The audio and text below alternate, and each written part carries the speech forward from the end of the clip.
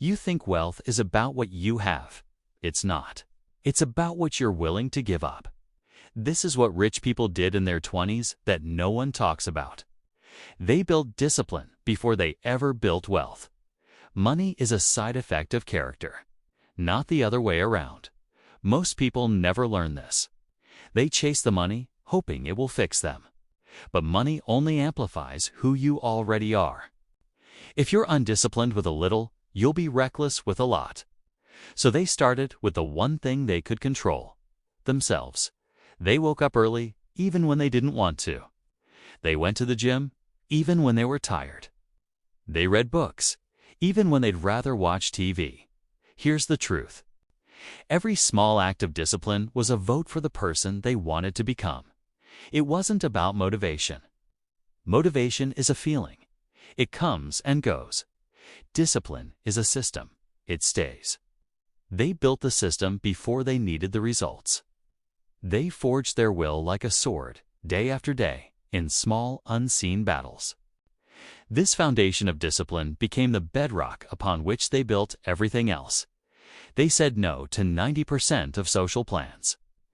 This is the part nobody wants to hear. While their friends were out spending money they didn't have, they were at home, working. While others were chasing fleeting moments of pleasure, they were chasing a lifetime of freedom. Every invitation was a test of their focus, a test of their commitment. A night out, a weekend trip, another dinner party. It's easy to say yes. It makes you popular. It makes you feel included. But here's the secret. Every yes to something unimportant is a no to something that truly matters.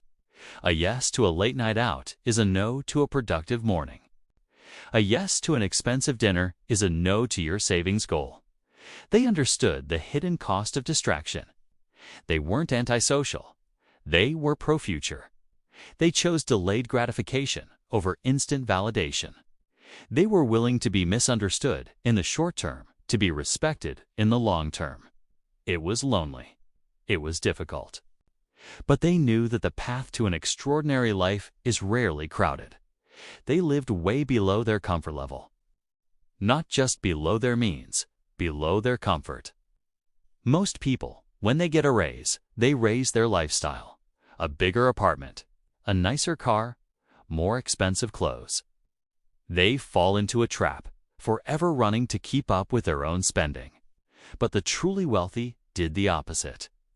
Nobody tells you this. They made their first paycheck, and they acted like they were still broke. They got a promotion, and they kept living in the same small apartment. They drove the old car until it wouldn't run anymore. This wasn't about being cheap. It was about being strategic. Every dollar they didn't spend on a liability was a dollar they could invest in an asset. A dollar that could work for them while they slept. They understood that the gap between your income and your expenses is your power. It's your freedom fund. The wider that gap, the faster you can buy back your time. Most people live to impress others. They did the opposite. They lived to empower their future selves. They chose financial peace over social status. They focused on skills, not image. Look around you. Everyone is trying to look successful. They're buying things to project an image of wealth. The designer clothes, the luxury watch, the perfect Instagram feed. It's a performance. But the people who actually built wealth weren't performing. They were preparing. Here's the truth. They ignored the illusion and focused on the engine. They knew that a fancy car doesn't make you a better driver. And a designer suit doesn't make you a better negotiator. So they obsessed over skills, communication, sales, coding, marketing, investing. They spent their evenings, weekends not at the mall, but in online courses, in books, in workshops. They became a student of their craft. They understood that skills are the currency of the modern world. Your image can be taken away. Your possessions can be lost. But your skills are yours forever. Most people never learn this. They invest in things that depreciate. The truly wealthy invest in themselves, the only asset that is guaranteed to appreciate over time. They knew that a high-income skill would pay them back 1,000 times more than any luxury good ever could. They treated $10 like it was $10,000. This is a mindset shift that changes everything. Most people see a small amount of money and dismiss it. It's just $10. A cup of coffee, a subscription you forgot about. It's nothing. But the wealthy see it differently. They see the potential in every single dollar.